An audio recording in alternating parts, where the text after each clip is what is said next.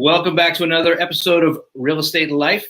And I'm super excited to be joined today by our guest, somebody I've known for a few years. We go back to a mastermind group we were part of. He has to sit in the room and hear stories from this gentleman and hear about the growth of his team. And now to look at his whole organization and how big. It's just been amazing to watch. I'm excited to call him a colleague and a friend and also a fellow business owner. So I'm excited to welcome Mr. Carlos German. Thank you for having me, Rob. Excited to be here. Always great hanging out with you and, spending time sharing, masterminding. I love it. That's been great. Thank you so much for being here, Carlos. And I should note, it's interesting. I was thinking about this today. I'm actually across the street from the high school that you graduated in. Many people may not know that you actually lived in New England for a while up here in Maine. So, and I always thought that was a strange coincidence. I actually live in the town that you used to live in. So, absolutely, small world. I mean, how does that happen, right? Like we end in a mastermind with elite individuals from across the country. I'm living in Florida now, and obviously you in Maine, and we end up right there in the same room. And your office is right across from the high school I graduated at. It's a crazy small world. It's always never ceases to amaze me. So, now you're a team leader of the Carlos German team, real estate advisors, and you're down in are you in Kissimmee or Celebration? Where are you? Yeah, Celebration, which is kind of Kissimmee. I mean, it's where Disney World is. That's usually more of an anchor for people. So we specialize in selling homes near Disney World. Nice. Well, I love it down there. I feel like I've been there over and over again. With 4 kids, we've made many trips down to that area. Mm-hmm. What a different area from many of us, in our smaller towns. That's a huge area. So how many agents do you have in your team? I mean, right now we just grew the team to 15 agents. This year we've been kind of looking at scaling that team, and we added, I think 6 or 7 new agents in the last 6 months, which is rare for me. Like I have my team at 6 to 7 agents for like 10 years. Yeah. What's the makeup? Do you have newer agents on the team plus some seasoned agents? Is it a mix? Yeah. I mean, my core team has been with me for many years. I think the youngest person, if you will, in the team from that core has been with me for 5 years. Oh, wow. I have agents that have been with me 10, 11 years in that core group. Now, the new breed obviously is a mix of some experienced agents and some new agents, experienced agents that were part of my office, my brokerage, or another brokerage, or new agents that just came into our business and became part of our family. Nice. Excellent. And what's, here we are in many parts of the country, a very interesting market, right? Just the market is very tight, low inventory, a lot of buyers right now, rising number of agents, I guess, too, because of, I think, COVID forced people into reevaluating their time in their lives and decided to get into the business. How are you guys keeping ahead of it all? What's driving your business down there? I mean, staying ahead of a curve is very critical. So like when the pandemic hit, the first thing I focused on was, as a leader, you have to rally your troops. You need to bring everybody together, make sure they understand that, when the market gets tough, when things get challenging, that's when we get inventory. That's when we grab market share. That's when we can grow even more. So getting them excited and focusing on the strategies. So the market, I feel like the market has shifted several times during the last year. Like first, we were afraid. We couldn't go out. We couldn't go do showings. That was a very, very different period. And at that time, we focused on leveraging the opportunities that we had in front of us to create demand. For example, going back to the database and saying, hey, a lot of people are afraid. This is a great opportunity to get a good deal. And those clients that took us up on that are loving us and thanking us now, because the second shift is the pent-up demand brought a madness into the market, and prices are going up and up and up. During the pandemic, we were selling homes to opportunists, people that knew you buy when there's fear, and there was a lot of fear. So that drives the business. Now, obviously, with the market being so hot, my team has always been buyer focused, right? So yeah, everybody wants the listings. I get it. But at the end of the day, I don't try to, pivot my core magic, what got me to where I am, in the middle of a shifting market. So I doubled down on what I know. That's what I did. So I doubled down on my buyers when everybody was like, oh man, low inventory. How can I get more listings? So there's low inventory, there's more competition, and now you just realize that you need more listings. Really, like you just realize that, and you're gonna do it in the worst time.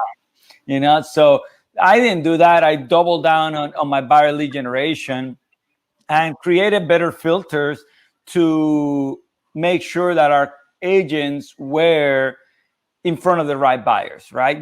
Make sure that they weren't spinning their wheels. And there's still some of that. You go and you make 5 offers for somebody, you don't win the offer and whatnot. However, because we're providing consistent opportunities, they're able to get more flow and are able to generate more sales from buyers. I mean, I've always loved, helping a buyer and helping somebody find their dream home. And that's kind of what drives our core business. It has to do a lot with, our topic, right? Online lead generation. That's what got me to where I am. And that's fueling me to the top. Like, why would I change the core? That's such a great point. And I know what you mean. It's funny. I just started working. I find myself with like 4 sets of buyers right now that I'm personally working with. I don't do a lot of buyers. I mean, I'm focused on listings, but there's a deep satisfaction that comes from working with a buyer to help them find their dream home and that next step. And it goes back to the root of what we, why a lot of us wanted to do this business, right? To help other people. Like when I was still in production, because now, I'm the CEO of my business, like I'm not out there selling houses. My focus was the listings, right? Like I was personally myself just serving listings because absolutely listings are easier and all these things. However, listings are harder to scale across a team. So how can you feed 15 agents, 20, 30, 40, 50 agents in one market with listings consistently? I have one of my agents that's going to do 60 transactions this year. That's going to be very challenging to support with just listings. So like having one listing pillar is necessary. Like I have a listing specialist in my team and have a few people that are greatly trained for listings, and they get what used to be my listing opportunities. So we can go all into, those pillars, those lead generation sources, and buyers turn into listings too. So that's also something to consider. Great point. Yeah. So I love the idea. So doubling down on your strengths, right? And one of your strengths, and I remember this from just conversations at masterminds, right? Where you had a pretty detailed and in-depth online experience, really working buyer leads. So tell us a little bit about like your whole process and how would, if someone wanted to set something up like that, what would it look like? Yeah. So the main thing is that a lot of people go out, they generate leads, and they just don't have a process that delivers a great experience and that gets the customer to buy in. It's not about getting leads online. Like a lead is a commodity. And a lot of agents, they are like, oh, leads. It's not really about the leads. Like the leads, you can get leads super easy nowadays for $6 a lead, $3 a lead. you got to think beyond that. Like step one is your positioning. How are you positioning yourself in the market? And we'll go a little bit into that. Then you also have to focus on value. Like, how can you add value beyond that which is being added by everybody else, including the Zillows, the Realtor.com, and whoever else is grabbing our market share and trying to sell it back to us, right? So let's go into those two areas, and then obviously, once you have that positioning, that value proposition, we are also going to go into, the generation process of the leads, like some things that I use, and then the nurturing process of the leads so that you convert them. So we can go into those 4 pillars.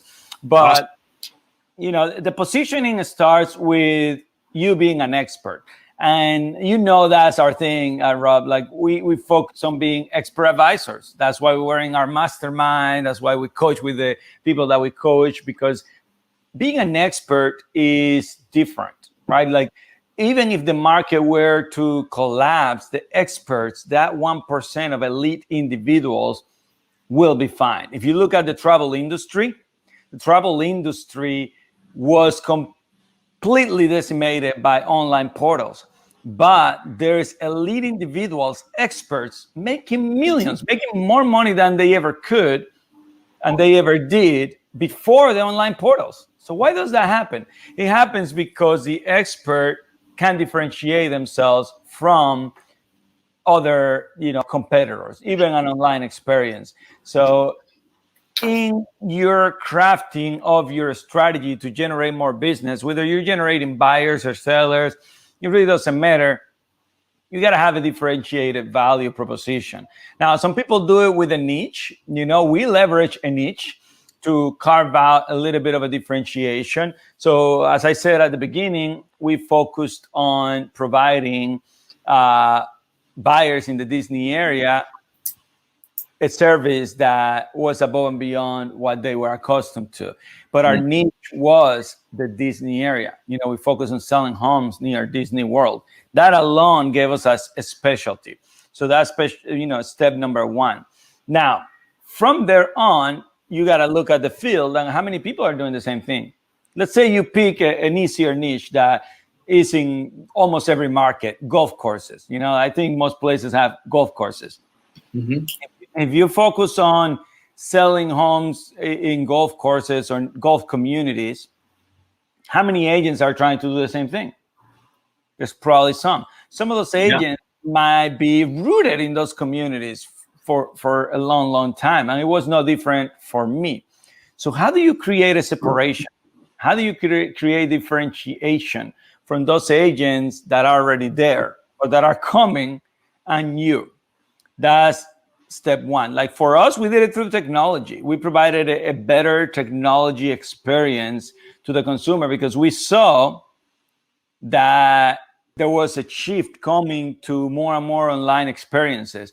And we decided to put a lot of money into our online experiences. So one of the things that we did was we created a distance to Disney on every listing on our website so that everybody that was looking at homes near Disney World, they knew how far their home was from Disney World. So just picture this for a moment.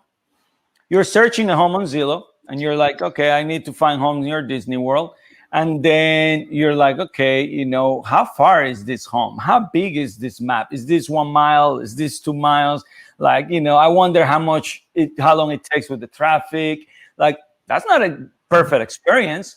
Now, what if you go on my website and pow, you click a button and you know exactly how far it is from Disney every single time, consistently. You don't have to second guess it. You don't have to worry about it. Now, guess what? That person is not going to Zillow anymore. It's not going to happen because they don't have that, right? So that's one way to differentiate yourself. Now, differentiating yourself in education is important. The value that you bring as an expert in the field, higher level of education, higher level of certifications, higher level of expertise, all that is your positioning. The way you market it, the way you display it, the way you promote it is that positioning that will differentiate you from the rest and will align you properly. So now when you go and generate those leads, they are more likely to work with you. So that's kind of what I'm putting together in these 4 pillars here. So you understand that it's not just about generating the lead, it's about much more than that. So what do you feel about, that first area, Rob? Give me some commentary there. Man, this is okay. So we got positioning and we have your value proposition, right? You got to, and so I mean, they're almost like they're hand in hand, right? Yes, and I'm gonna touch on the value. Like I look at value differently. Like I look at value in a sense. Like positioning is almost a stance, like who you are, what you do, right? Yeah. The value proposition is ultimately what you do before you ask anything of them.